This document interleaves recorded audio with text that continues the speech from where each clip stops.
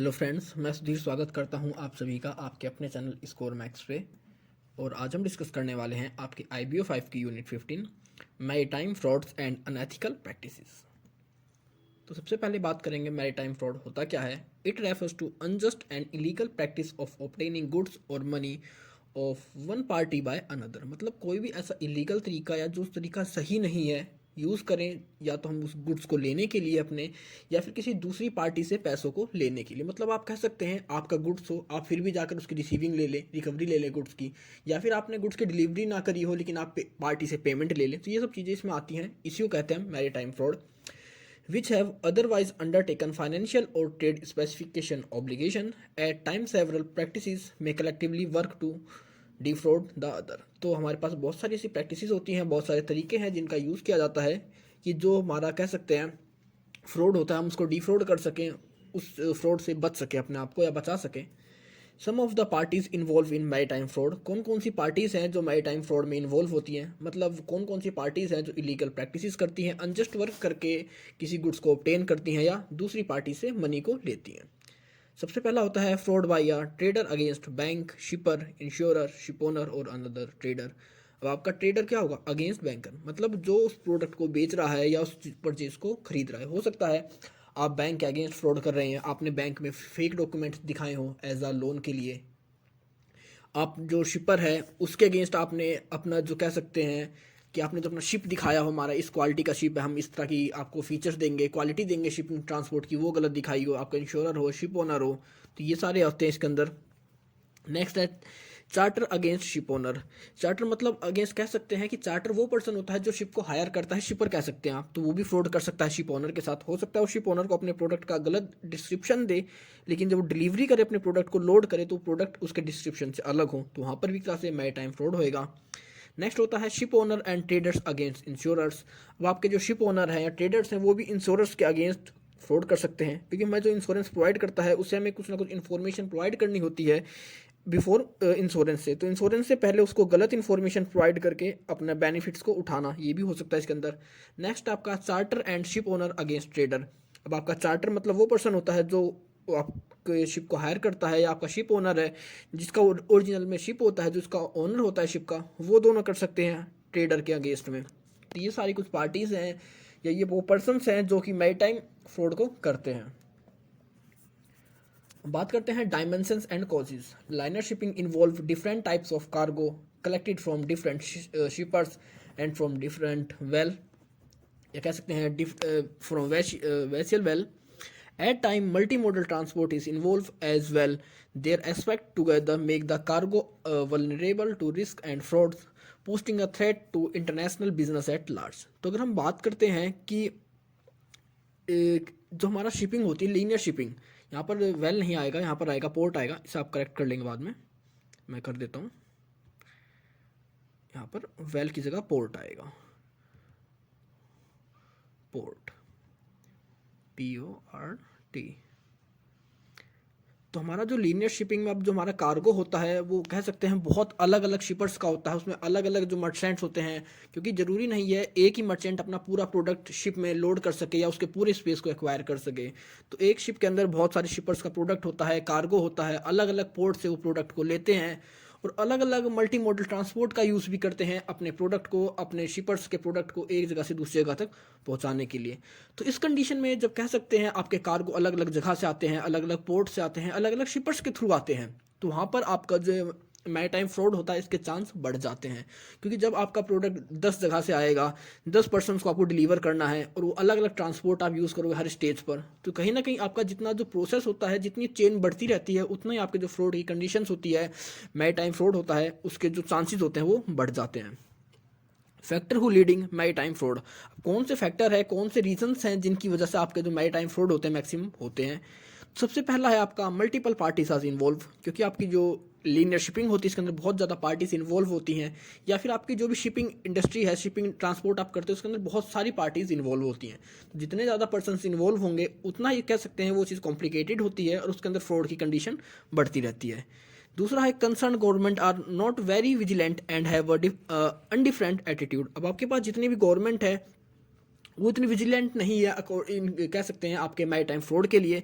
वो सभी एक दूसरे जितने भी डिपार्टमेंट है गवर्नमेंट के, अगर आप एक डिपार्टमेंट की बात करें तो वो कहता है कि ये रिस्पॉन्सिबिलिटी दूसरे डिपार्टमेंट की है, दूसरा कहेगा ये रिस्पॉन्सिबिलिटी तीसरे डिपार्टमेंट की। तो इनके बीच में कह सकते हैं जो विजिलेंट नहीं है इस चीज़ के लिए, उनका जो एटीट्यूड होता है एक दूसरे डिपार्टमेंट के लिए, वो सबसे कह सकते हैं कि अलग ही रहता है। तीसरा आपका timely detection and lack of action. तीसरा है कि आपका एकदम टाइम पे हम इस चीज़ को डिटेक्ट नहीं कर पाते। जैसे आपने कोई प्रोडक्ट को लोड किया, अब आपने लोडिंग के टाइम पे डिटेक्ट नहीं कर पाए कि वहाँ पर कुछ प्रोडक्ट कम थे, कुछ कार्गो की वैल्यू कम थी, क्वांटिटी कम थी, लेकिन जब आप उसको डीलोड कर रहे हैं तो वहाँ आपने देखा कि आपके प्रोडक्ट की क्वालिटी, आपकी क्वांटिटी कम हो चुकी है। तो आपको ये नहीं पता कि प्रोडक्ट जो कम हुआ कैसे हुआ, रास्ते के बीच में उसे किसी ने इंस्टॉल किया, चोरी किया है, पायरेसी हुई है उसकी, या आपके लोडिंग के टाइम पे उसे कम चढ़ाया गया था, या आपके बेचने के टाइम पे डीलोडिंग के टाइम पर। तो आपका जो टाइम डिटेक्शन है वो आप नहीं कर पाते, और इसी की वजह से आपका जो एक्शन होता है वो भी प्रॉपर नहीं हो पाता। क्योंकि अगर आपको जैसे आपका प्रोडक्ट खोता है उसी टाइम एट ए टाइम आपको पता लग जाए तो आप उसके अगेंस्ट सूटेबल एक्शन ले सकते हैं। नेक्स्ट है linear cargo type is complex due to non uniform rate multi modal transport had further complicated the situation. अब आपका जो लीनियर कार्गो होता है इसके अंदर होता है कि हमारा जो नॉन यूनिफॉर्म नेचर होता है इसका, जो कह सकते हैं जो कार्गो का होता है, क्योंकि ज़रूरी नहीं है हम एक कार्गो पे, एक शिप पे एक ही तरह के कार्गो को लोड करते हैं। अलग अलग तरह के कार्गो होते हैं, हम हर तरह के शिपर से, हर तरह के पोर्ट से कार्गो को लेते हैं, एक जगह से दूसरी जगह तक पहुंचाते हैं, फिर अलग अलग मल्टी मॉडल ट्रांसपोर्ट का भी यूज़ करते हैं। तो ये सब चीज़ें, इन चीज़ों आपके जो मैरी टाइम फ्रॉड है इसको कह सकते हैं लीड करती हैं, और कहीं ना कहीं इसकी वजह से जो हमारा पूरा सिस्टम होता है वो कॉम्प्लिकेटेड हो जाता है। नेक्स्ट आपका legal complexities in handling international disputes. और आपके जो इंटरनेशनल डिस्प्यूट्स होते हैं उनको सोल्व करने के लिए बहुत ज़्यादा कह सकते हैं कॉम्प्लेक्स हैं, उनको सोल्व करने का तरीका या उनके जो लीगल टर्म्स हैं बहुत ज़्यादा कॉम्प्लेक्स है। तो इस रीज़न से भी आपके जो मैरी टाइम फ्रॉड हैं वो बढ़ रहे हैं। नेक्स्ट आपका lack of expert evidence and timely survey. अब आपके कह सकते हैं जो एक्सपर्ट एविडेंस हैं और उनकी कमी है, और आपके जो टाइमली सर्वे होते हैं इन दोनों की कमी है। क्योंकि अगर आप टाइम पे किसी चीज़ को पता नहीं कर पाते, आपको ये चीज़ टाइम पे पता नहीं लगती, तो उस चीज़ का आप कुछ टाइम बाद कह सकते हैं उस चीज़ को सोल्व नहीं कर पाएंगे। क्योंकि कुछ चीज़ ऐसी होती है जिनको आपको एट ए टाइम ही उनका डिसीजन लेना होता है, उनको सोल्व करना होता है। नेक्स्ट आपका lack of information dissemination and sharing. अब आपकी जो इन्फॉर्मेशंस होती हैं वो आपके पास प्रॉपर इन्फॉर्मेशंस ही नहीं होती कि कितना पोर्ट पे प्रोडक्ट लोड हुआ है, कितना हमारी शिप पे आया, फिर कितना हमें डिलोड करना है। तो मतलब कह सकते हैं क्योंकि जिसमें बहुत सारी पार्टीज इन्वॉल्व हो गई, तो उसमें जो इन्फॉर्मेशंस होती हैं एक पार्टी दूसरी पार्टी को शेयर करती है, कहीं ना कहीं उन पार्टीज के थ्रू जो इन्फॉर्मेशन शेयर करनी होती है उसमें कमी हो जाती है, जिसकी वजह से आपका जो मैरी टाइम फ्रॉड है वो बढ़ता है। तो ये फैक्टर्स थे जो कि हमारे मैरी टाइम फ्रॉड को लीड करते हैं। प्रिकॉशंस टू बी ऑब्जर्व, कि अब क्या क्या करें हम, कौन से प्रिकॉशंस लें जिसके थ्रू हम अपने इस मैरी टाइम फ्रॉड से बच सकते हैं। All entities involve in shipping and merchandise must check the authenticity of documents presented. तो सबसे पहले है, अगर आप शिपिंग बिजनेस करते हैं तो इसके अंदर आपको चाहे शिपिंग है चाहे आप मर्चेंडाइज हैं, सबसे पहले आप जितने भी डॉक्यूमेंट्स आपके सामने प्रेजेंट किए जाते हैं आपको उन डॉक्यूमेंट्स की ऑथेंटिसिटी को चेक करना होता है कि वो डॉक्यूमेंट्स रियल हैं या नहीं है। कई बार होता है कि वो आपको हो सकता है आपका शिपर हो, आपके इंश्योरर हो, आपके कह सकते हैं शिप ओनर हो, आपका कैरियर हो, वो आपको फेक डॉक्यूमेंट प्रोवाइड करके जैसे फेक बिल ऑफ लेडिंग दे दें आपको, या कोई भी ऐसा डॉक्यूमेंट जो रियल में एग्जिस्ट ही ना करता हो, लेकिन आपको उसे शो करके प्रेजेंट करके आपसे उसके लिए वैल्यू ले लें, अमाउंट ले लें, आपके कार्गो को कह सकते हैं एक तरह से एक्वायर कर लें। Common areas of fraud. अब कौन कौन से एरियाज हैं नेचुरली जहाँ पर फ्रॉड होता है, तो सबसे पहला आपका कैरियर लाइबिलिटी। क्योंकि अब जो कैरियर होता है मतलब जो पर्सन आपके प्रोडक्ट को पूरी रिस्पॉन्सिबिलिटी लेता है आपके प्रोडक्ट की एक जगह से दूसरी जगह तक ले जाने के लिए, उसकी कुछ लाइबिलिटीज़ होती हैं, आपको उन्हें पता होना चाहिए। क्योंकि जब भी आप किसी कॉन्ट्रैक्ट के अंदर आते हैं तो आपको पहले ही उसको अच्छी तरह जज करना चाहिए, पढ़ना चाहिए, समझना चाहिए कि इस कंडीशन में किस किस कंडीशन में हमारे जो कैरियर है उसकी क्या लाइबिलिटीज़ हैं और किस कंडीशन में उन्हें पूरा करेगा या नहीं पूरा करेगा। नेक्स्ट आपका bill of lending. Bill of lending एक तरह से एक एविडेंस होता है कि जब हम अपने प्रोडक्ट को शिप पर लोड कर देते हैं तो उसका एक एविडेंस होता है, तो आपको चेक करना होता है, ऑथेंटिकेट करना होता है कि आपकी जो बिल ऑफ लेडिंग मिली है वो ओरिजिनल है या नहीं है। अब बिल ऑफ लेडिंग के अंदर आपका प्रॉपर डिस्क्रिप्शन आपके प्रोडक्ट का है या नहीं है, ये सब चीज़ें। नेक्स्ट है आपका चार्टर पार्टीज़। चार्टर पार्टीज़ मतलब इसके अंदर हम बात करेंगे वॉयस के बारे में, क्योंकि वॉयस होता है कि जो अलग अलग कह सकते हैं लोकेशन से प्रोडक्ट को लेते हैं। और दूसरा आपका चार्टर पार्टीज टाइम। इसके अंदर एक तो होता है कि जब आप किसी टाइम फिक्स टाइम के लिए शिप को एक्वायर कर लेते हैं, और दूसरा होता है कि जब आप किसी एक फिजिकल एरिया के लिए, फिजिकल रूट के लिए, या कह सकते हैं आप ए टू बी पोर्ट आपको जाना, तो आप उस टाइम के लिए शिप को हायर करते हैं। तो वहाँ पर आपकी जो चार्टर पार्टीज होती हैं, जो उनके रूल्स रेगुलेशंस होते हैं, जो उनका फ्राइट रेट्स होते हैं, उन सभी को आपको अच्छी तरह से पता होना चाहिए कि उसमें क्या क्या इंक्लूड होता है, क्या इंक्लूड नहीं होता। कि वो इसके अंदर हम बात करें कि उनका क्या ले टाइम पीरियड है, हमें कितना टाइम मिलेगा अपने प्रोडक्ट को चढ़ाने में, हमारे प्रोडक्ट को कह सकते हैं डिस्पैच करने के लिए कितना टाइम चाहिए हमें, या कितना टाइम मिलेगा, हमारे जो वेसल्स हैं उनका डिस्क्रिप्शंस क्या होगा, पेमेंट हम किस तरह देंगे, हमारी डिलीवरी, री डिलीवरी या विड्रॉल ऑफ वेसल्स किस तरह होगा, तो कह सकते हैं, या कह सकते हैं हमारा जो उनके ऊपर एम्प्लॉयमेंट होंगे, जो वर्कर्स होंगे वो किस तरह काम करेंगे। तो इन सभी के बारे में हमें अच्छी तरह से पहले ही रीड करना चाहिए, पता करना चाहिए। नेक्स्ट आपका other matters, interpretation of shipment rules and regulations, contract clause, practices, damage assessment and performance, non performance contract. इसके बाद इसके अलावा आपके जैसे कह सकते हैं आपके जो शिपमेंट रूल्स होते हैं, रेगुलेशंस होते हैं, कॉन्ट्रैक्ट क्लॉजेज होते हैं, प्रैक्टिसेस होती हैं, डैमेज असिस्टमेंट होते हैं, या आपके जो performance and non performance contract होते हैं, इन सभी को भी आपको अच्छे से कह सकते हैं रीड करना चाहिए, समझना चाहिए कि किन किन कंडीशंस को फुलफिल किया जाएगा आपके कॉन्ट्रैक्ट के अंदर, कौन से रूल्स अप्लाई होंगे, कौन से रूल्स रेगुलेशंस आपके अप्लाई होंगे, और आपका जो कॉन्ट्रैक्ट है उसमें अगर लॉस होता है उसके लिए कौन लायबल होगा, कौन उसको फुलफिल करेगा। तो ये कुछ कॉमन एरियाज हैं आपके फ्रॉड के। Precautions involve by the parties. अब पार्टीज के थ्रू कौन कौन से प्रिकॉशंस लिए जाएं उनके बारे में बात करेंगे। तो सबसे पहले हम बात करते हैं बायर एंड सेलर के बारे में। मतलब वो पर्सन जो सर्विस ले, मतलब या तो आपका या एक्सपोर्टर होगा या इम्पोर्टर होगा, मतलब बायर एंड सेलर। तो सबसे पहले इन्हें अपना जो शिपमेंट की टर्म एंड कंडीशंस होती हैं उनको अच्छे से सेलेक्ट करना चाहिए। इन्हें देखना चाहिए कि इनके कॉन्ट्रैक्ट के हिसाब से, इनके बिजनेस के हिसाब से कौन सी टर्म एंड कंडीशन सूटेबल है इनके शिपमेंट के लिए। फिर इन्हें देखना चाहिए कि किस तरह की इंश्योरेंस पॉलिसी को ले रहे हैं, क्या वो इंश्योरेंस पॉलिसी इनके कह सकते हैं प्रॉपर जो इनका टाइम पीरियड होगा शिपमेंट का या ट्रांजिट का उसको कवर करेगी नहीं करेगी, कितने लॉस को कवर करेगी, क्या जो आपने इन्होंने इंश्योरेंस पॉलिसी ली है वो इनके ट्रेड के हिसाब से सूटेबल है या नहीं है। फिर इसके अंदर देखेंगे कि कौन कौन सी एजेंसीज इनके जो ट्रेड होएगा, जो एक्सपोर्ट इंपोर्ट होएगा उसके अंदर कौन कौन सी पार्टीज इन्वॉल्व होंगी और उनको किस तरह से इन्फॉर्मेशन प्रोवाइड करी जाएंगी, चाहे इंटरनेट के थ्रू इन्फॉर्मेशन प्रोवाइड करेंगे, ईमेल के थ्रू करेंगे, या उनसे किस तरह कम्युनिकेशन इस्टेब्लिश करेंगे, वो देखेंगे इसके अंदर। फिर देखते हैं इसके अंदर कि आप इनका जो टारगेट होना चाहिए कि मैक्सिमम आप इंटरनेशनल चैम्बर ऑफ कॉमर्स के थ्रू ही या उनकी जो काउंसिल है, ट्रेड प्रमोशन काउंसिल है, उनके थ्रू ही अपने ट्रेड को करें।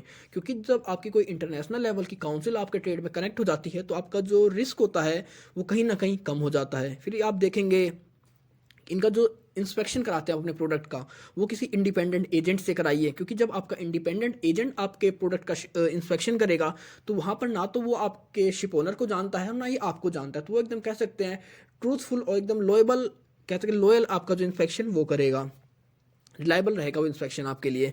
फिर आपका जो फॉरवर्डिंग एजेंट होते हैं या आप उन्हें क्लियरिंग एजेंट्स कहते हैं, उनको भी आपको बहुत कह सकते हैं रिलायबल सोर्स के थ्रू ही हायर करना होता है। क्योंकि अगर आपका जो फॉरवर्डिंग एजेंट होते हैं, क्लियरिंग एजेंट होते हैं, अगर वो आपके लिए रिलायबल नहीं है तो वो कहीं ना कहीं आपके लिए फ्रॉड कर सकते हैं या आपको लॉस पहुंचा सकते हैं। इसके साथ ही आपको देखना होता है कि आपकी जो पैकेजिंग है वो कैसी है। क्योंकि अगर आपकी पैकिंग ठीक नहीं है तो उस कंडीशन में आप फ्रॉड हो सकता है। हो सकता है आपकी पैकिंग ऐसी हो कि उसमें कोई भी प्रोडक्ट ईजिली निकाला जा सके एक आध क्वांटिटी के हिसाब से, लेकिन अगर आपकी पैकिंग ऐसी है कि उसमें एक प्रोडक्ट भी निकाला नहीं जा सकता विदाउट पूरी पैकिंग को ओपन करे हुए, तो वो सब कुछ भी देखना होता है। फिर इसके अंदर आप देखेंगे कि आपकी बिल ऑफ लेडिंग कैसी है, आपका सी बिल कैसा है, या आप कौन कौन सी पार्टीज या कौन कौन से एजेंट्स इंक्लूड हो रहे हैं आपके कह सकते हैं स्टेट के अंदर। तो ये आपके बायर और सेलर्स इन पॉइंट्स को फोकस कर ध्यान रखकर इन प्रिकॉशंस को लेकर इन फ्रॉड से बच सकते हैं। अब बात करेंगे फ्राइट फॉरवर्डर्स। तो फ्राइट फॉरवर्डर होते क्या नॉर्मली, एक तरह से ये मीडिएटर होते हैं हमारे शिप ओनर और हमारे शिपर के बीच में, एक तरह से बिचौलिए का काम करते हैं। ये मार्केट के कंडीशन से, वेदर से इन्हें पता होता है कि किस टाइम कितना रेट बढ़ सकता है, कितना फ्राइट बढ़ सकता है, क्या कंडीशन चल रही है मार्केट में, और क्या वेदर हमारे कह सकते हैं क्या लोकल कंडीशंस हैं, या हमारी जो शिपिंग सर्विसेज है कौन सी शिपिंग सर्विस कितनी अच्छी अपनी सर्विस देता है, किसकी लोडिंग और डिलोडिंग कंडीशंस क्या हैं। तो एक तरह से कह सकते हैं क्योंकि आपके जो फ्राइट फॉरवर्डर्स हैं वो एक अपना ओपिनियन देते हैं कि आप किस तरह के कैरियर को प्रोवाइड करो। तो यहाँ पर हम बात करेंगे कि आपका जो आपके जो फ्राइट फॉरवर्डर्स होते हैं इनका काम होता है कि ये लोकल कंडीशन से तो अवेयर होते हैं, तो इन्हें चाहिए कि ये शिपर को, चाहे वो सेलर हो, चाहे बायर हो, चाहे आपके शिप ओनर हो, उनको प्रॉपरली गाइड करें, क्योंकि एक एजेंट के बेस पे काम करते हैं। अगर इनसे आप प्रॉपर गाइडेंस लेते हैं related to trade, related to freight, related to conditions, तो कहीं ना कहीं आप उन जो लॉस होते हैं, आपके जो मैरीटाइम फ्रॉड होते हैं, उनसे बच सकते हैं। नेक्स्ट आपका बैंक। अब बैंक की बात करें तो बैंक कि क्या होता है, कई बार हम लोन लेते हैं या कोई बैंक से हमें कोई अमाउंट को सैंक्शन करवाना होता है, तो सबसे पहले हमारे जो गुड्स होते हैं उनसे रिलेटेड हमें एक डॉक्यूमेंट सबमिट करना होता है बैंक में। तो अगर हमारे पास कोई डॉक्यूमेंट आया है कि हमारे पेमेंट से रिलेटेड, तो सबसे पहले होता है कि हम उस डॉक्यूमेंट को पहले बैंक में जाकर कंफर्म कर लें कि ये कोई डॉक्यूमेंट फेक तो नहीं है, या ये रियल है, एग्जिस्टेंस करता है या नहीं करता। उसके बाद अगर कोई एक्शन होता है तो उस एक्शन को हम वहाँ पर बैंक के थ्रू या हमारा जो थर्ड पार्टी एजेंट है उसके थ्रू भी ले सकते हैं। क्योंकि अगर हम सिर्फ हमारे पास कोई बिल ऑफ लेडिंग आई, या कह सकते हैं कोई डिमांड ड्राफ्ट आया, या कह सकते हैं आपका कोई भी आया, आपका लेटर ऑफ क्रेडिट आया, और आपने सिर्फ उसको देख कर ही आपकी पेमेंट कर दी, या आपने अपने प्रोडक्ट को लोड कर दिया या सेंड कर दिया, और हो सकता है प्रोडक्ट या आपका जो डीडी था या आपका जो लेटर ऑफ क्रेडिट था वो फेक रहा हो, तो उस कंडीशन में आपको बैंक से ऑथेंटिकेट करना चाहिए अपने उस डॉक्यूमेंट्स को, अपने उस पेमेंट डॉक्यूमेंट्स को। नेक्स्ट आपका वेसल ओनर्स एंड चार्टर्स। अब वेसल ओनर एंड चार्टर्स की बात करें, मतलब एक तरह से आपके कह सकते हैं ये आपके शिप ओनर होते हैं, रियल ओनर होते हैं किसी शिप के लिए। तो इनके अंदर क्या बात करी गई है कि जब भी ये किसी बिजनेस कह सकते हैं कॉन्ट्रैक्ट के अंदर आते हैं, तो इन्हें एडवाइस दी जाती है कि आप किसी भी एजेंट के थ्रू, रिलायबल एजेंट के थ्रू ही किसी एग्रीमेंट में आए।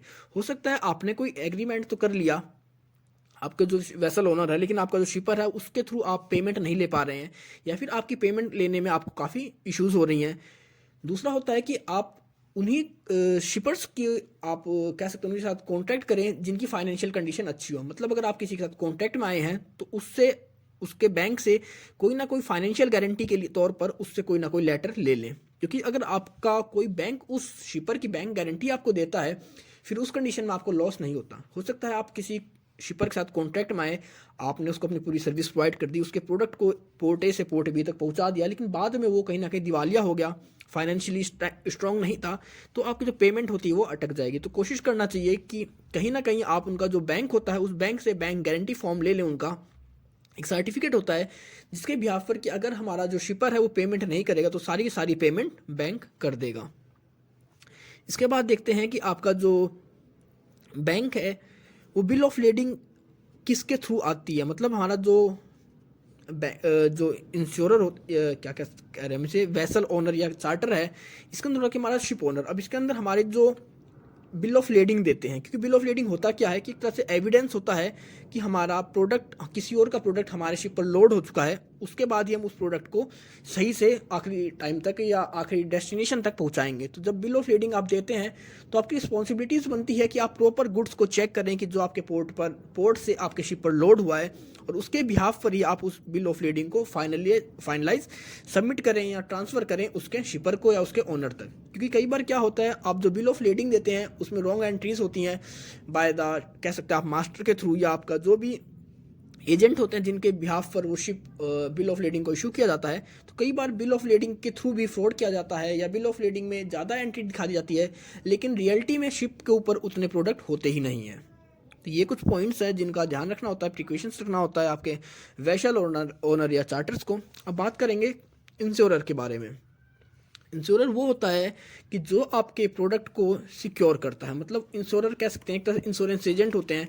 तो इंश्योरर का काम होता है कि अगर आपके पास कोई इंश्योरेंस कराता है तो सबसे पहले हम उसकी पूरी कंडीशंस को खुद ही चेक करें, सर्वे करें कि क्या उसने जो भी हमें कंडीशंस बताई है अपने प्रोडक्ट के बारे में, डिस्क्रिप्शन दिया है, क्या वो सही है या नहीं है। फिर चेक करेंगे क्या वो ट्रेड रियलिटी में हुआ भी है या नहीं है। क्योंकि कई बार क्या होता है कि वो फेक डॉक्यूमेंट्स दिखा देते हैं, हमें इतना लॉस हुआ है, लेकिन रियलिटी में लॉस होता ही नहीं है। वो कह सकते हैं किसी और कंडीशंस की वजह से अपने पुराने लॉस को वहाँ पर दिखा देते हैं। तो सबसे पहले हमें उनके ट्रेड की ऑथेंटिसिटी को चेक करना चाहिए। फिर ये भी देखना चाहिए कि उन्होंने उस कार्गो से रिलेटेड जो भी उसका इंश्योरेंस है वो किस कंडीशंस में, किस टर्म एंड कंडीशंस को फुलफिल करके उन्होंने कार्गो को इंश्योर करवाया था। फिर उनका जो शिप था उसके अंदर कौन कौन से फैक्टर्स रिस्पॉन्सिबल थे उस लॉस के लिए, क्या उस शिप के अंदर जो सिक्योरिटी मेजर्स होने चाहिए किसी भी प्रोडक्ट को एक जगह से दूसरी जगह पहुंचाने के लिए वो थे उसके अंदर या नहीं थे। फिर बात करेंगे कि उनका क्या बैकग्राउंड रहा है, उस शिप का जिसके थ्रू लॉस हुआ है, या फिर जिस पर्सन ने अपने प्रोडक्ट को लोड करवाया उसका बैकग्राउंड। तो हमें एक तरह से जो भी हमसे इंश्योरेंस करवाता है, जो इंश्योर करवाएगा अपने गुड्स को, इंश्योरर का ड्यूटी बनती है कि उसके प्रोडक्ट को, उसके जिसने डिस्क्रिप्शन दिया है उसको अच्छी तरह से एनालाइज करे, स्पेसिफाई करे उसके एक एक टर्म्स एंड कंडीशंस को कि किस कंडीशन में वो लॉस के लिए लायबल होगा, या कितनी प्रीमियम पे करनी होगी हमारे शिपर को या शिप ओनर को। अब steps taken if a vessel does not arrive. अब कई बार आपके जो सेलर है या बायर है, उन्होंने शिप तो हायर कर लिया लेकिन एट ए टाइम पर वो शिप नहीं आता। तो उस कंडीशन में हमारे कह सकते हैं जो शिप ओनर हैं, सॉरी शिपर हैं या हमारे जो सेलर हैं, वो क्या करें। तो सबसे पहले हमारा काम होता है शिपर का कि वो रेगुलेटरी अपने एजेंट के थ्रू कांटेक्ट करे, क्योंकि एजेंट के थ्रू अगर आप कोई शिप को बुक करते हैं, किसी वेसल को बुक करते हैं, हायर करते हैं, तो कहीं ना कहीं जो आपका एजेंट होता है वो भी उसके लिए रिस्पॉन्सिबल होता है। तो सबसे पहले हमारा काम बनता है कि हम पोर्ट पर जाएं और अपने एजेंट के थ्रू उस शिप की कंडीशंस के बारे में, उस वेसल कंडीशन के बारे में पता चले। अगर वहाँ से भी कोई कंडीशन नहीं मिलती हमें, तो वहाँ पर जितने भी एसोसिएशंस हैं या नियर बाय शिपर्स हैं, शिप ओनर्स हैं, उनके बारे में पता करें, उनसे पता करें, क्योंकि हर पोर्ट की कोई ना कोई एसोसिएशन होती है और वहाँ पर जितने भी शिप ओनर्स हैं कहीं ना कहीं वो एक दूसरे को अच्छी तरह जानते होते हैं। वहाँ पर कुछ ऐसी इंटेलिजेंस एजेंसीज होती हैं जो कि इंफॉर्मेशन प्रोवाइड करने का काम करती हैं, लेकिन अगर वो भी आपका काम नहीं कर पाती तो इसके बाद आप लायबल होंगे फाइल क्लेम करने के लिए। मतलब अब आपने देखा कि आपके एजेंट्स के थ्रू भी आपको इस शिप के बारे में पता नहीं चल रहा, आपने वहाँ पर भी पोर्ट पर भी इंफॉर्मेशन, जो एजेंसीज थी वहाँ से इंटेलिजेंस एजेंसीज थी वहाँ पर उसके बारे में पता करा, लेकिन वहाँ भी आपको कोई इन्फॉर्मेशन अवेलेबल नहीं हो पाई। इस कंडीशन में आप क्लेम कर सकते हैं अपने लॉस के लिए। लेकिन आपका जो अब यहाँ पर बात करेंगे कि आपका जो शिप होता है वो ये नहीं है कि आप उसके लिए कोई भी कोशिश ना करें उसकी इन्फॉर्मेशन को लेने के लिए। आपने कोई शिप बुक करा था, हायर करा था और शिप नहीं आया, आप डायरेक्ट जाकर उसके लिए क्लेम करें तो वो क्लेम आपके लिए कह सकते हैं पास नहीं होगा, आप उसके लिए क्लेम नहीं कर सकते, क्योंकि आपने कोई कोशिश ही नहीं करी अपने प्रोडक्ट के बारे में जानने के लिए, अपने शिप की कंडीशंस को जानने के लिए। तो आपको एक तरह से एविडेंस भी देने होते हैं कि हाँ मैंने अपने एजेंट्स के थ्रू पता करा या अपनी इन्फॉर्मेशन को कलेक्ट करने के लिए जो इंटेलिजेंस एजेंसीज होती हैं उनसे भी कांटेक्ट करा था कि मेरा शिप की कंडीशंस क्या है, और इसके बाद ही आप अपने उस कह सकते हैं आपका जो कॉन्ट्रैक्ट होता है उसको तोड़ सकते हैं और जो भी आपको लॉस होता है उस कंडीशन में उसके लिए फाइल कर सकते हैं केस। तो ये थी प्रिकॉशंस इन्वॉल्व बाय पार्टीज। अब ICC, international Chamber of commerce. तो आईसीसी नॉर्मली सभी को पता ही है कि आपके इंटरनेशनल लेवल पे जितना भी ट्रेड होता है, ट्रेड से रिलेटेड मतलब कोई एक्सपोर्ट हो, इंपोर्ट हो, पेमेंट से रिलेटेड कोई भी काम हो, मतलब इंटरनेशनल लेवल पे अगर ट्रेड हो रहा है तो उसमें कोई भी एक्टिविटी हो, उन हर तरह की एक्टिविटीज़ को रेगुलेट करने के लिए एक तरह से ये इंटरनेशनल ऑर्गेनाइजेशंस है, इंटरनेशनल चैम्बर ऑफ कॉमर्स।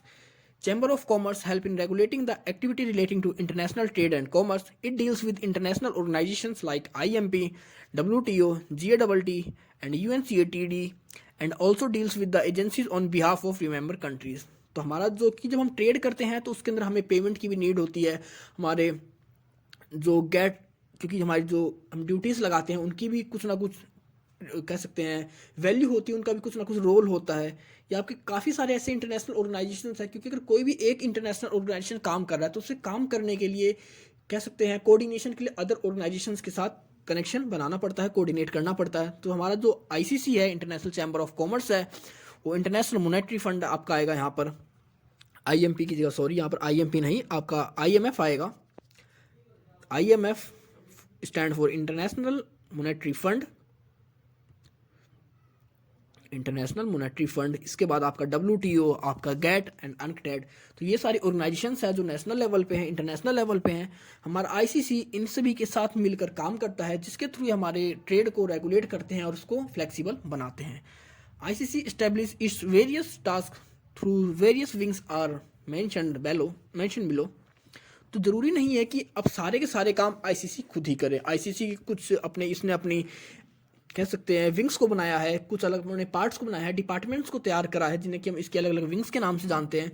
उन सभी विंग्स को अलग अलग काम दे दिया गया है, अलग अलग जो उनकी रिस्पॉन्सिबिलिटीज़ थी, ड्यूटीज़ थी, उनको फुलफिल करने का काम, उनको मैनेज करने का काम दिया गया है। तो सबसे पहला आपका Commercial crime services, CCS keep track of criminal offence and counter measures. इसके अंदर CCS क्या करता है कि आपके जितनी भी क्रिमिनल एक्टिविटीज़ होती है, मैरीटाइम फ्रॉड्स होते हैं, उन सभी का रिकॉर्ड अपने पास रखता है।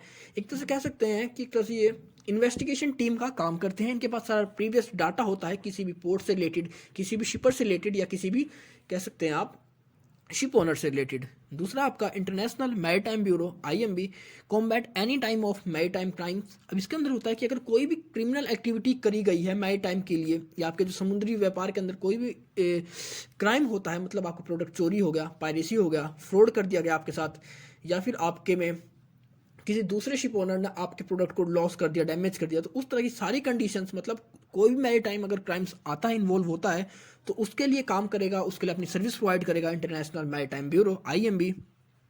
नेक्स्ट है आपका Commercial Crime Bureau CCB। It is a primary point of contact for personal fraud consultancy services, document authentication and crime prevention training to banks and other financial services providers.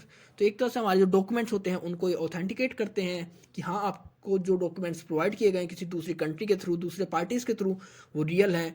या फिर आपके जो banks होते हैं उनको training provide करते हैं कि वो किस तरह जो क्राइम बढ़ रहा है, ये कह सकते हैं जो फेक डॉक्यूमेंट सबमिट करना, या पेमेंट लेना, या दूसरी पार्टी से बिना डिलीवरी के ही पेमेंट्स ले लेना, या बैंक के साथ जो उनके सर्वर के साथ छेड़छाड़ करके उनके उनके कह सकते हैं उनके सर्वर में एंटर करके कुछ ना कुछ फ्रॉड करते हैं, या आपका जो साइबर क्राइम है उन चीज़ों से रिलेटेड, या उनकी जो फाइनेंशियल सर्विस होती हैं उन सबको देते हैं, ये उन सबको प्रोवाइड करते हैं।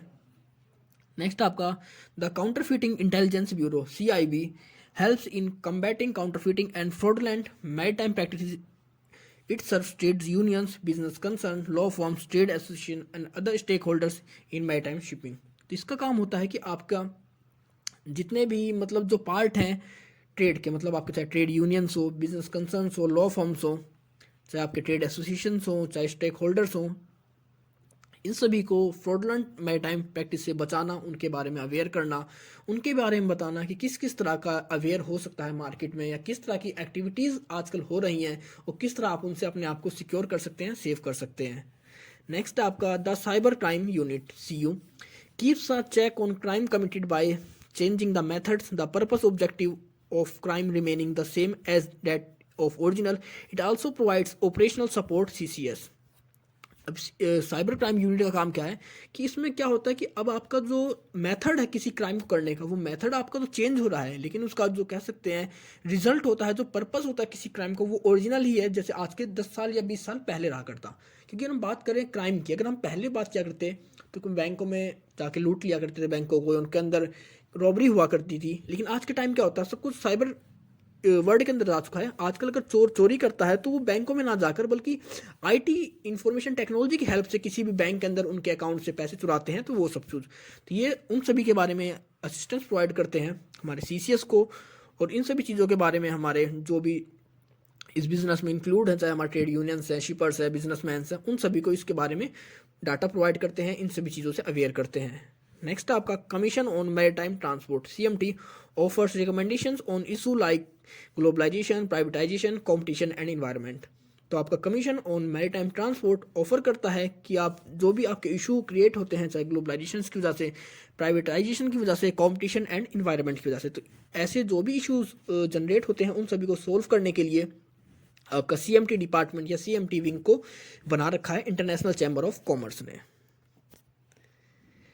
ICC provide following services to its members. तो ICC कुछ सर्विसेज प्रोवाइड करता है अपने जितने मेंबर्स हैं, जितने भी सिग्नेटरीज हैं इसके। तो सबसे पहला है ऑथेंटिकेशन ऑफ डॉक्यूमेंट्स, दूसरा है investigation and recovery of loss, तीसरा है publicity of commercial crime services.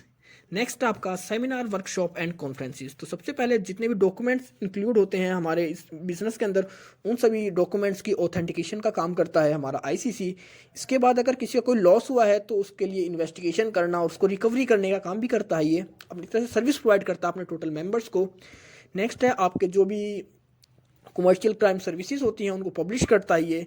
इसके साथ ही साथ सेमिनार्स, वर्कशॉप और कॉन्फ्रेंस को भी कह सकते हैं ये आयोजित करता है, कि जिसके थ्रू जितने इसके मेंबर्स इसमें पार्ट लेते हैं और उनको इस सेमिनार्स के थ्रू या वर्कशॉप के थ्रू अवेयर करते हैं कि किस किस तरह की एक्टिविटीज़ चल रही है, किस तरह से आप प्रॉफिट उठा सकते हैं और किस तरह अपने ट्रेड को ईजिली बढ़ा सकते हैं। तो ये सर्विस प्रोवाइड करता है ICC अपने मेंबर्स को। International Maritime Bureau (IMB). International Maritime Bureau covers all types of frauds and malpractice in trading and transport। एक तरह से आपके जितने भी फ्रॉड होते हैं उन सभी को उन सभी चीज़ से रिलेटेड ये उनके लॉस को, उनके फ्रॉड को कवर करता है। In case of maritime fraud और when ship fall victims to pirate attacks, the bureau reach swiftly using its staff and contract world wide. अब आपके प्रोडक्ट को, आपके शिप को कोई पायरेट्स अटैक हो जाए आपके शिप पर और आपके प्रोडक्ट को लूट लें, आपका कार्गो को चोरी कर लें, तो उस कंडीशन में ये आपका जो ब्यूरो है आईएमबी है, ये आपके कार्गो को ईजिली रिकवर कर सकता है, क्योंकि इसका जो कॉन्टैक्ट है वो ओवरऑल वर्ल्ड वाइड इनके कॉन्टैक्ट्स हैं इनकी स्टाफ्स जो हैं। और क्योंकि जब कोई चीज़ वर्ल्ड वाइड है तो इनके पास हर तरह की इन्फॉर्मेशन है, हर कंट्री की इन्फॉर्मेशन, हर पोर्ट की और कह सकते हैं हर शिपर के बारे में इनके प्रॉपर डाटा अवेलेबल होता है कि क्या कौन क्या कर सकता है या किस एरिया में कौन से एजेंसीज हैं, कौन से एजेंट्स हैं जो एक्टिव हैं इन तरह की एक्टिविटीज़ के अंदर। The bureau which has observe status with Interpol also investigates suspicious cargo losses from containering during sea, road and rail transports या ट्रांसिट्स। इसके साथ ही हमारा काम करता है इंटरपोल के साथ और इन्वेस्टिगेट करता है कि अगर आपका कोई कार्गो लॉस हो जाता है, चाहे आपने सी के थ्रू उसको ट्रांसपोर्ट किया हो, रोड के थ्रू या आपके रेल के थ्रू। मतलब इसमें नॉर्मली है कि आपका प्रोडक्ट अगर कोई पायरेसी होती है, पायरेट अटैक्स करते हैं, आपका प्रोडक्ट गायब हो जाता है, तो उस कंडीशंस के लिए, उन सभी लॉस को फुलफिल करने के लिए, आपके प्रोडक्ट को दोबारा ढूंढने के लिए ये काम करते हैं। International Maritime Bureau provides confidential due to diligence database with information related to fraud and other suspect practices in international trade and maritime transport। ये सर्विस प्रोवाइड करते हैं, डाटा प्रोवाइड करते हैं इंटरनेशनल लेवल पे जो भी आपकी इंटरनेशनल ट्रेड से एक्टिविटीज़ हो रही हैं, सस्पेक्ट एक्टिविटीज़ हैं, या फिर आपकी जो भी कह सकते हैं फ्रॉड एक्टिविटीज़ हो रही हैं, उन सभी के बारे में अपने मेंबर्स को बताते हैं। Founded in 1981, it's quickly receive the support of the international maritime organizations in a resolution urging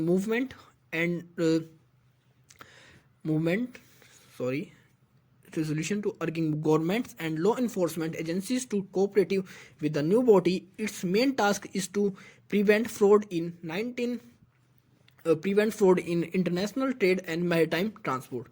तो नॉर्मली इसका ये बॉडी आपकी 1981 में बनाई गई थी और इसका एक ही ऑब्जेक्टिव है, एक ही काम है कि आपके जितने भी इंटरनेशनल लेवल पे मैरीटाइम ट्रांसपोर्ट में जो भी फ्रॉड होते हैं, उन पायरेसी को रोकना, उन फ्रॉड को मैनेज करना। It tracks cargo and shipment and verifies that arrival at scheduled port. और आपके जितना भी पोर्ट आप या आपका जो कार्गो एक जगह से दूसरी जगह तक भेजा जाता है, आपके शिप्स एक जगह से दूसरी जगह तक भेजे जाते हैं, उनके अराइवल को वेरीफाई करते हैं और उन हर चीज़ों को ट्रैक करते हैं, चाहे आपका कार्गो हो चाहे शिप हो। Other specific task of International Maritime Bureau are as under: first, authentication of suspected bill of lading and other documents. आपके जो भी सस्पेक्टेड बिल होते हैं या चाहे आपका बिल ऑफ लेडिंग है या अदर डॉक्यूमेंट्स हैं, उनको ऑथेंटिकेट करना, उनके रियलिस्टिक इन्फॉर्मेशन के बारे में पता करना कि वो रियल है या नहीं है, रिलायबल है या नहीं है। दूसरा, disseminating information on maritime date can be collected from commercial, government and international sources. आपके मैरीटाइम से रिलेटेड जो भी इंफॉर्मेशन होती है, मैरीटाइम फ्रॉड से रिलेटेड, किस तरह हम अपने अच्छी सर्विस प्रोवाइड करें या किस तरह अपने ट्रेड को हम बढ़ा सकते हैं मैरीटाइम के अंदर, तो उसके अंदर इनके पास सारी इन्फॉर्मेशन होती है। वो कुछ इन्फॉर्मेशन ये कलेक्ट करते हैं कमर्शियल बैंक से, कमर्शियल एजेंसी से, गवर्नमेंट से, इंटरनेशनल सोर्सेज से। एक तरह से इनके पास टोटल इन्फॉर्मेशन होती है related to maritime trade. Next आपका offering due to vigilance advice. ये आपकी जो विजिलेंस होती है उसके लिए एडवाइस प्रोवाइड करते हैं, किस तरह आप अपने प्रोडक्ट को, अपने कार्गो को सेव कर सकते हैं, अपना जो इनका जो कह सकते हैं जो इनका ट्रांसपोर्ट होता है, जो इनका बिजनेस होता है, उसको किस तरह सिक्योर कर सकते हैं। नेक्स्ट आपका proposing way for victims of fraudulent transactions to extricate themselves and minimise the damage. अब आपके जो विक्टिम्स के साथ जो फ्रॉड होता है उसके ट्रांजैक्शन के साथ ये उसको मिनिमाइज करते हैं, उसके लॉस को कम करते हैं, क्योंकि इनके पास इसकी जो एजेंसीज होती हैं इंटरनेशनल लेवल पे होती हैं, इनके जो कॉन्ट्रैक्ट होते हैं वर्ल्ड वाइड होते हैं, तो कहीं ना कहीं हमारा जो लॉस होता है, जो फ्रॉड होता है, जो पायरेसी होती है प्रोडक्ट को, उसको कम करते हैं और हमारे लॉस को खत्म कर देते हैं, कम कर देते हैं, मिनिमाइज कर देते हैं। नेक्स्ट है providing legal advice and support for litigation. आपके लिटिगेशन के लिए अगर आपको कोई कह सकते हैं कोई इश्यूज अराइज हो गए हैं या कोई दो पार्टीज के बीच में कोई कह सकते हैं कोई ऐसी कंडीशंस आ गई, उनके बीच में कोऑर्डिनेशन स्टैब्लिश नहीं हो पा रहा है, तो उस कंडीशन में उनकी जो प्रॉब्लम्स हैं, उनके जो इश्यूज़ हैं, उनको सॉल्व करने के लिए उन्हें लीगल एडवाइस भी देते हैं। क्योंकि कई बार काफ़ी डिस्प्यूट्स हो जाते हैं जिनकी वजह से उन्हें कोर्ट में जाना पड़ता है या अलग से बाहर से उन्हें सोल्व करना चाहते हैं, क्योंकि वो ज़रूरी नहीं कि जितने भी डिस्प्यूट्स होते हैं वो दोनों हमारा सेलर और बायर खुद ही सोल्व कर सकें। तो वहाँ पर जो लिटिगेशन की फैसिलिटी होती है उसके अंदर ये उन्हें लीगल एडवाइस प्रोवाइड करता है। नेक्स्ट है rising awareness of danger of maritime crime and providing training in counter measures. Aware करते हैं ये कि मैरीटाइम क्राइम्स किस तरह बढ़ रहा है, उसके क्या डेंजर्स लेवल हैं और कितना हमारे लिए ट्रेड के लिए डेंजर हो सकता है, और इसके साथ ही ट्रेनिंग प्रोवाइड करते हैं कि किस तरह आप उस मैरीटाइम क्राइम को कम कर सकते हैं। The IMB Piracy Reporting Center. The alarming growth in piracy on the world ocean prompted the creation of the IMB Piracy Reporting Center in October 92. अब जिस तरह आपका इंटरनेशनल ट्रेड बढ़ रहा है उसी के साथ आपका जो पायरेसी थी प्रोडक्ट की वो भी बढ़ती जा रही है। आप यहाँ से हो सकता है अपनी कंट्री सामने 100 प्रोडक्ट भेजे, लेकिन दूसरी कंट्री में जाकर सिर्फ 90 पहुँचते हैं, तो 10 प्रोडक्ट कहाँ गए? वो पायरेसी हो गए, किसी ने चुरा लिए या उनको कहीं ना कहीं छोड़ दिया गया, उन्हें पायरेट्स का अटैक्स कर दिए गए। तो उस कंडीशन में आपकी जो पायरेसी थी बढ़ती जा रही थी। इसी की वजह से आपके 1992 में IMB पायरेसी रिपोर्टिंग सेंटर को बनाया गया, located in International Maritime Bureau Far East Regional Office in Kuala Lumpur. The center is financed by the voluntary contributions from shipping and insurance company. और इसके कह सकते हैं इसका जो फाइनेंस होता है, क्योंकि कोई भी ऑर्गेनाइजेशन है उसे चलने के लिए कोई ना कोई फाइनेंस चाहिए होता है, तो इसको जो फाइनेंस होता है, इसको जो फाइनेंस किया है वो आपके जितने भी शिपिंग एजेंसीज हैं या आपकी जो इंश्योरेंस कंपनीज हैं वो इनको फाइनेंस प्रोवाइड करती हैं। क्योंकि ये किसका काम क्या है? आपकी शिपिंग एजेंसीज को, आपकी इंश्योरेंस कंपनीज को कहीं ना कहीं सिक्योरिटी प्रोवाइड करना, तो वो उसी के लिए इसको फाइनेंस प्रोवाइड करती हैं, जिसके थ्रू ये जो रिपोर्टिंग सेंटर या ऑर्गेनाइजेशन है ये रन कर रही है। Its service are free of charge to all vessels respective of flagship और फ्लैग। मतलब इनकी जो सर्विस होती है IMB पायरेसी रिपोर्टिंग सेंटर की, इनकी जितनी भी सर्विस होती हैं सारी सर्विस फ्री होती है। ये अपनी सर्विस के लिए कोई भी चार्ज नहीं लेते, चाहे आपका ओनरशिप शिप हो या फ्लैगशिप हो। The center supplies investigating team which reports immediately to the acts of piracy and collect evidence of law enforcement agencies.